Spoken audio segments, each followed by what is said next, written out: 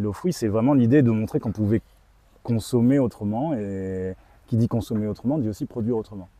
Donc c'est pour ça qu'on a créé une ferme maraîchère. Déjà produire localement. Donc là, notre ferme, elle est vraiment à 5 minutes à peine de la cathédrale d'Amiens, à 10 minutes à peine du marché où on vend les légumes. Donc on produit localement. On fait tout en bio, on est très peu mécanisé. Notre machine, elle ne va pas nous servir à travailler le sol. On ne va pas avoir de labour sur le terrain. On va travailler vraiment avec des outils qui vont permettre d'aérer le sol, mais pas de le retourner, pour avoir un maximum de biodiversité dedans. Vu qu'on n'utilise pas non plus de produits chimiques sur la ferme, interdits, et tout ce qui va être les maladies, les insectes ravageurs, etc., on va être plus dans la prévention de leur apparition que dans comment est-ce qu'on les tue, quoi. Juste comme ça. Ok.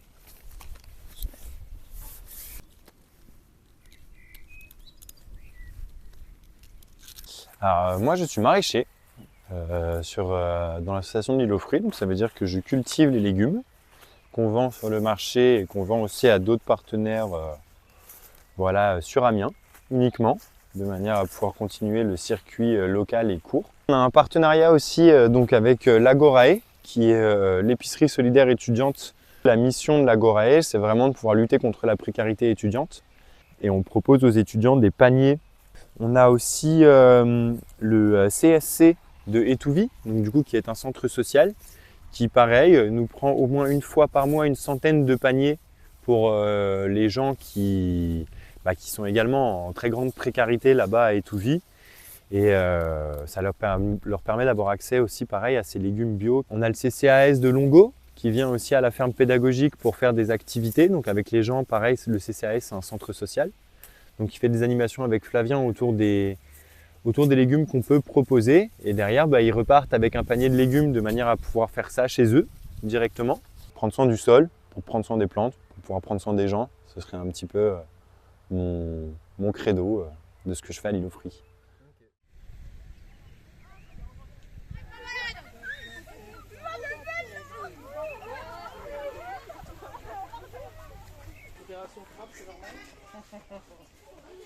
Faire grimper certaines plantes comme les tomates, les concombres par exemple, ça va permettre de gagner de la place au sol.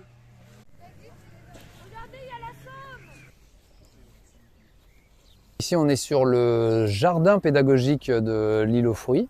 C'est un jardin qu'on a aménagé, qu'on a rendu accessible, comme tu peux le voir, à tous les publics, puisqu'on a un chemin qui est accessible aussi pour les personnes en situation de handicap.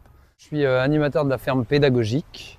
La ferme pédagogique de l'île aux fruits a pour objectif de permettre à un public très large de pouvoir découvrir comment on fait pousser des légumes naturellement, mais aussi découvrir comment on peut consommer facilement des légumes naturels. Et donc on fait venir le public ici sur la ferme pédagogique au 325 rue de Verdun pour apprendre à cuisiner les légumes de la ferme, passer un moment ensemble aussi convivial, manger ensemble ce qu'on a cuisiné et faire des ateliers au jardin.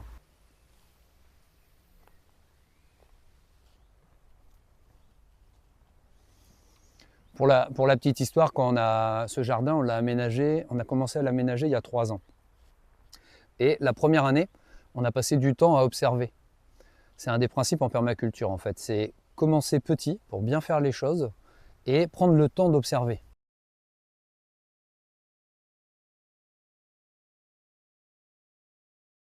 L'île aux fruits, c'est aussi une cuisine maison, une cuisine de saison, une cuisine locale. Par exemple, on va faire des gâteaux avec la farine d'Edwin de la Salle, qui est boulanger paysan, donc il cultive ses céréales, il fait sa farine lui-même, donc une farine semi-complète bio qui est faite à 30 minutes d'ici. On va prendre par exemple pour faire les tartinades, le tzatziki, on va prendre du fromage blanc qui est fait chez Grégoire Leleu à Saint-Fucien. On va y incorporer les radis ou les concombres qu'on produit dans notre ferme. Derrière, l'idée c'est que la cuisine elle soit aussi maison. Donc on fait tout nous-mêmes. On n'achète pas une pâte feuilletée ou brisée toute faite pour faire nos tartes. La pâte, on l'a fait nous-mêmes. Alors mon rôle à l'île aux fruits, c'est de cuisiner les légumes produits à la ferme et de les transformer en plats qu'on pourra vendre sur les marchés. On a des légumes extrêmement bons, vraiment d'une grande qualité. Et vous voyez là, j'ai même pas besoin de les éplucher parce que ils sont bio justement, donc on peut conserver la majorité des fibres, les minéraux, les vitamines présentes qu'on est obligé de retirer quand les légumes ne sont pas bio. Et donc on profite au maximum du potentiel qu'a nous offrir ce légume. C'est meilleur pour l'environnement, c'est beaucoup plus équilibré, et puis en plus c'est meilleur. On a des saveurs bien plus puissantes et à quoi bon aller se fournir ailleurs quand on a des produits d'aussi grande qualité à portée de main. Et auquel j'ajouterai un dernier petit terme peut-être, c'est avec un aspect un peu festif. Un marché où on vend nos légumes, les produits d'une centaine d'artisans locaux ou bio. Un marché quotidien avec un temps fort le jeudi où le marché se transforme un peu en guinguette avec un concert, des jeux pour les enfants, etc. Des grandes planches que les gens partagent en famille ou entre amis. Une sorte de fête de village, quoi. Alors, prennent le temps d'échanger, prennent le temps de discuter, prennent le temps de manger un bout, etc. Prennent le temps de s'amuser. Un peu l'idée, c'est de prendre le temps en toute convivialité. Je vais vous prendre un jus pomme cassis. Oui. Je vais vous prendre un rosé. Ok. Un verre de rosé, s'il vous plaît. Ça appelle. Et c'est tout bon, vous voulez le ticket? Parfait, merci, bonne dégustation. Et du coup, pour les rangs,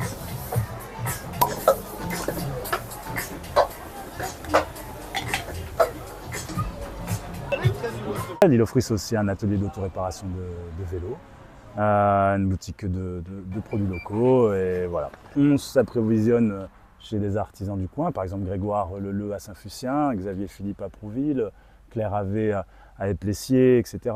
Edwin de la Salle à Rouvroy-les-Merles pour tout ce qui va être le pain. Enfin, on essaie effectivement de valoriser, de mettre en avant tous ces producteurs qui font un travail de qualité et qui montrent que localement on peut regagner en autonomie alimentaire, etc. Pour nous, c'était très important parce qu'on travaille beaucoup autour du lien. On travaille beaucoup autour des familles, beaucoup autour de moments amicaux. il y a nature, ail, échalote, piment d'Espelette et j'ai encore ail des ours. Donc les gens par exemple ici viennent à 10-15 potes et puis ils partagent une énorme planche apéro qu'ils auront composé eux-mêmes au centre de produits locaux, etc. Et ils restent 2-3 heures à discuter en écoutant un concert d'artistes du coin aussi. Ça a grandi au fil du temps, si tu veux. Au début, on était sur le jardin, il faisait à peu près la taille de la moitié du chapiteau. Et après, très vite, au fur et à mesure, on a enlevé les murs, on s'est étalé sur les 2 autres places. Ouais. Mais à chaque fois, parce que justement, il y avait de plus en plus de monde, quoi. C'est quand même super, je trouve. Bah écoute, je te remercie. Voilà, merci à toi. Bon appétit, Merci. bonne soirée, merci, au revoir. À l'île aux Fruits, on essaye avec modestie, mais en tout cas de proposer une cuisine un petit peu différente de ce qu'on peut trouver généralement. Donc une cuisine maison, de saison, locale, mais aussi une cuisine engagée, une cuisine festive, une cuisine de partage. Et on encourage tous nos collègues de la restauration, etc.